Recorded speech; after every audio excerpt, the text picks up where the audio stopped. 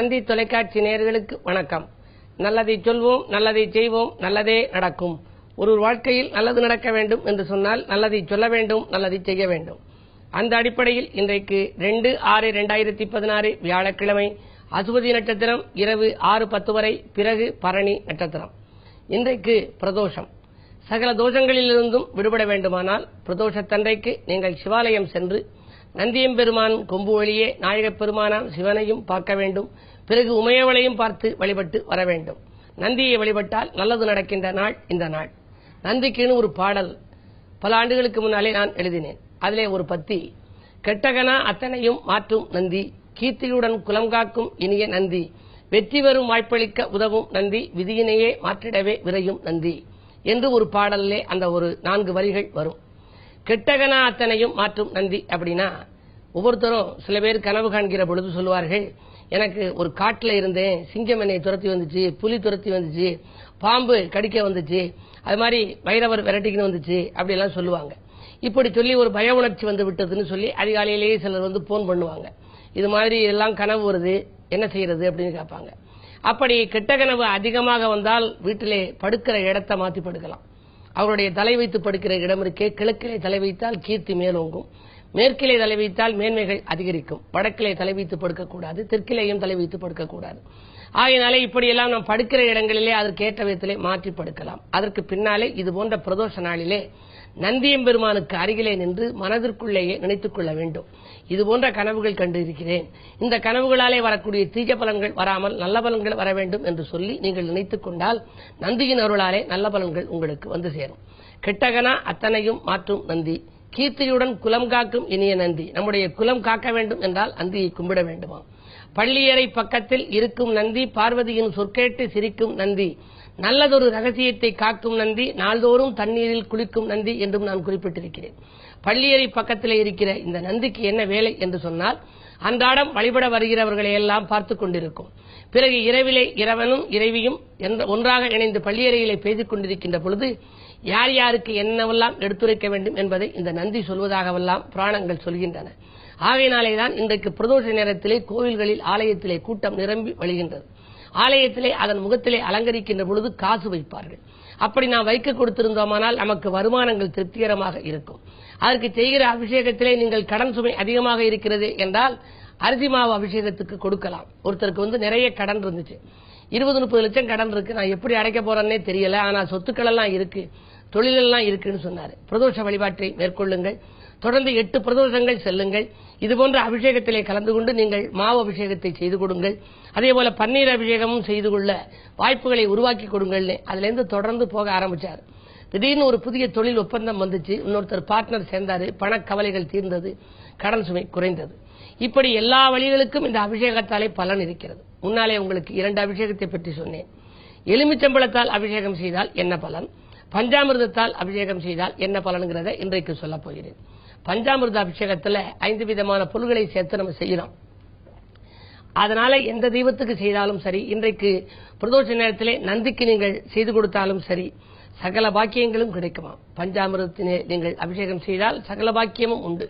பஞ்சாமிர்தத்திலே அஞ்சாமல் குளிப்பவர் யார் என்று சொன்னால் பழனி தண்டபாணி.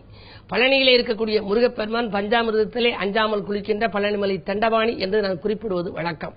ஆபத்து வரும்போது அரவணை திருக்கவும் 6 கரங்கள் உண்டு, அஞ்சிடும் பகைவந்த போதிலும் அதை வெல்ல ஆயுதம் கையில் உண்டு, கோபத்தினாலன்று நீ என்று பழனிமலை குன்றேறி நின்றதுண்டு, கொடுக்கின்ற பக்தருக்கு பணத்தை கொடுத்துவிட்டு கோவணம் ஏற்றதுண்டு, பாவத்தை தீர்க்கின்ற பரம்பொருள் உனையன்றி பாரினில் யாரும் உண்டோ, பஞ்சாமிர்தத்தினில் அஞ்சாமல் குளிக்கின்ற பழனிமலை தண்டபாணி என்று பஞ்சாமிர்திய பாமாலையிலே குறிப்பிட்டிருக்கிறேன்.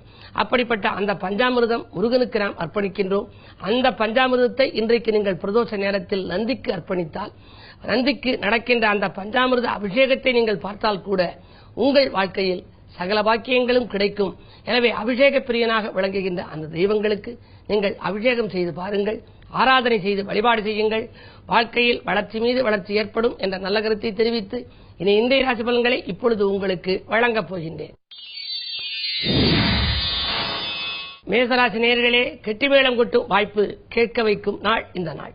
திருமண முயற்சிகளிலே உங்களுக்கு வெற்றி கிடைக்கப் போகிறது. குருவினுடைய பார்வை இருப்பதால் குழந்தைகள் நலன்கிறது எடுத்த முயற்சிகளிலும் அனுகூலம் உண்டு. பிள்ளைகளின் கல்யாண கனவுகளை நனவாக்குவீர்கள்.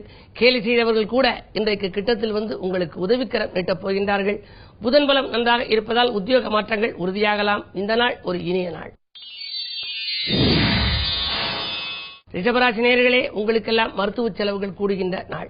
மாற்று கருத்துடையோரின் எண்ணிக்கை கூட்டிக் கொள்ளாமல் பார்த்துக் கொள்ளுங்கள். உடல் ஆரோக்கிய தொல்லைகள் அதிகரிக்கலாம். எலும்பு நரம்பு சம்பந்தப்பட்ட பாதிப்புகள் ஏற்பட்டு அகலும். புதிய முயற்சிகளில் வெற்றி கிடைக்குமா என்பது சந்தேகம்தான். அருகில் இருப்பவர்களை அனுசரித்து செல்வது நல்லது. அலைச்சல் கூடுதலாக இருக்கும். ஆதாயம் குறைவாக இருக்கும் நாள் இந்த நாள்.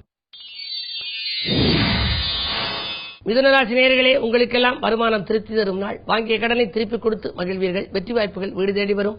9 கேது இருப்பதால் தந்தை வழியில் ஏற்பட்ட தகராறுகள் இன்று ஓரளவு நல்ல முடிவுக்கு வரலாம். அலைபேசி வழி தகவல் ஆனந்தம் அளிக்கும். மாலையில் பிரதோஷ நேரத்திலே நந்தியை வழிபாடு செய்யுங்கள், நல்லது நடக்கும். கடகராசி நேயர்களே, நினைத்ததை முடித்து நிம்மதி காணும் நாள். நேசித்த ஒருவர் உங்கள் நிகழ்கால தேவைகளை பூர்த்தி செய்யப் போகின்றார். இடமாற்றம் வீடு மாற்றங்கள் பற்றிய சிந்தனைகள் மேலோங்கும். திருமண முயற்சிகளிலும் உங்களுக்கு அனுகூலங்கள் உண்டு. குழந்தைகளின் வெளிநாட்டு நலன்கிறது எடுத்த முயற்சிகளில் வெற்றி கிடைக்கும். சிம்மராசி நேயர்களே, செல்வாக்கு மேலோங்கும் நாள். செயல்பாடுகளில் அனுகூலங்கள் உண்டு. பணவரவு திருப்திகரமாக இருக்கிறது. அரசியல் மற்றும் பொதுநலத்தில் இருப்பவர்களுக்கு புதிய பொறுப்புகள் வந்து சேரும். விஐபிக்கள் ஒத்துழைப்போடு விரும்பிய காரியத்தை விரும்பிய நேரத்தில் செய்து முடிப்பீர்கள். கன்னிராசி நேயர்களே, உங்களுக்கு சந்திராஷ்டமம். எதை செய்தாலும் யோசித்து செய்ய வேண்டும். மறைமுக எதிர்ப்புகள் மேலோங்கும். தொட்ட காரியங்களில் வெற்றி பெற வேண்டுமானால் இன்றைக்கு வழிபாட்டில் கவனம் செலுத்துங்கள். பிரதோஷம் என்பதனாலே நந்தியை வழிபட்டு நலங்களை வரவழைத்துக் கொள்ளுங்கள். இடமாற்ற சிந்தனைகள் உங்களுக்கு மேலோங்கும். நீங்கள் திட்டமிட்ட காரியம் திசை மாறி செல்கிறது என்ற கவலையும் உங்களுக்கு அதிகரிக்கலாம். மாலை நேரத்து பயணம் மகிழ்ச்சியை வழங்கும். துலாம் ராசி நேயர்களே, மங்கள ஓசை மனையில் கேட்க வழிபிறக்கும் நாள். மனதிற்கினிய சம்பவங்கள் இல்லத்தில் நடைபெறப் போகிறது. தொழில் முன்னேற்றம் உண்டு. தொலைபேசி வழி தகவலும் மகிழ்ச்சி தரும். விஐபிக்களின் ஒத்துழைப்போடு விரும்பிய காரியத்தை விரும்பிய நேரத்தில் செய்து முடிப்பீர்கள். இந்த நாள் உங்களுக்கு ஒரு இனிய நாள். விருச்சிக ராசி நேயர்களே, நந்தி வழிபாட்டால் நலம் காண வேண்டிய நாள். நல்ல காரியம் இல்லத்தில் நடைபெறும். தொகை எதிர்பார்த்த இடத்திலிருந்து வந்து சேரும். தொட்ட காரியங்களில் வெற்றி உண்டு. குருவினுடைய பார்வை 4 பதிவதால் சுகங்களும் சந்தோஷங்களும் உண்டு. வாகன மாற்ற சிந்தனை மேலோங்கும். எடுத்த காரியத்தை எளிதில் செய்து முடிப்பீர்கள். இந்த நாள் உங்களுக்கு ஒரு இனிய நாள். தனுசு ராசி நேயர்களே, உங்களுக்கு பூர்வீக சொத்துக்களால் லாபம் கிடைக்கும் நாள். பஞ்சாயத்துக்கள் நல்ல முடிவுக்கு வரும். பாகப்பிரிவினர்கள் சுமூகமாக முடியும். திருமண முயற்சிகளிலும் அனுகூலங்கள் உண்டு. அந்நிய தேசத்திலிருந்து வரும் அழைப்புகளை ஏற்றுக்கொள்வதா என்று சிந்திப்பீர்கள். மாலை நேர வழிபாடு மகிழ்ச்சியை வழங்கும். மகர ராசி நேயர்களே, சஞ்சலங்கள் அகலும் நாள். தட்டி கேட்பதன் மூலம் பகை உருவாகிறது என்று கவலைப்படுவீர்கள். உடன்பிறப்புகள் உங்களை உதாசீனப்படுத்தலாம். 8 குரு இருப்பதால் குழந்தைகளை உங்கள் மேற்பார்வையில் வைத்துக் கொள்ளுங்கள். இல்லையில் வீண் விரயங்களுக்கு ஆளாக நேரிடலாம்.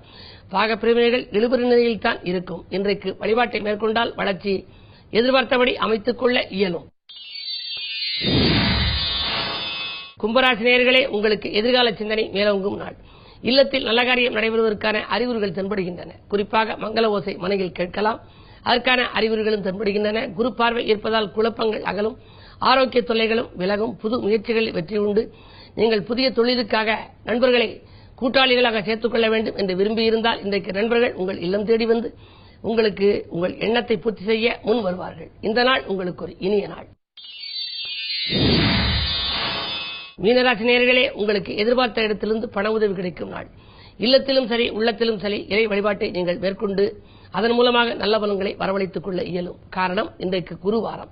வியாழக்கிழமை இன்றைக்கு பிரதோஷம் வருவதனாலே உங்கள் ராசிநாதன் குரு என்பதால் இன்றைக்கு சிவாலயம் சென்று நீங்கள் நந்தியை முறைப்படி வழிபட்டால் நல்லது நடக்கும். தொலைபேசி வழி தகவல் தொலைதூர பயணத்துக்கு உறுதுணை புரிவதாக இருக்கும். குடும்பத்தினரின் தேவைகளை பூர்த்தி செய்து மகிழ்வீர்கள். விலையுயர்ந்த பொருட்களை வாங்குவதிலும் நாட்டம் செல்லும். இன்றைக்கு கோபத்தை குறைத்துக் கொண்டு குணமோடு செயல்படுவதன் மூலம் நல்ல வாய்ப்புகளை எல்லாம் வரவழைத்துக் கொள்ளும் நாளாக இந்த நாளை நீங்கள் அமைத்துக் கொள்ளலாம். மேலும் விவரங்கள் அறிய தினத்தந்தி படியுங்கள்.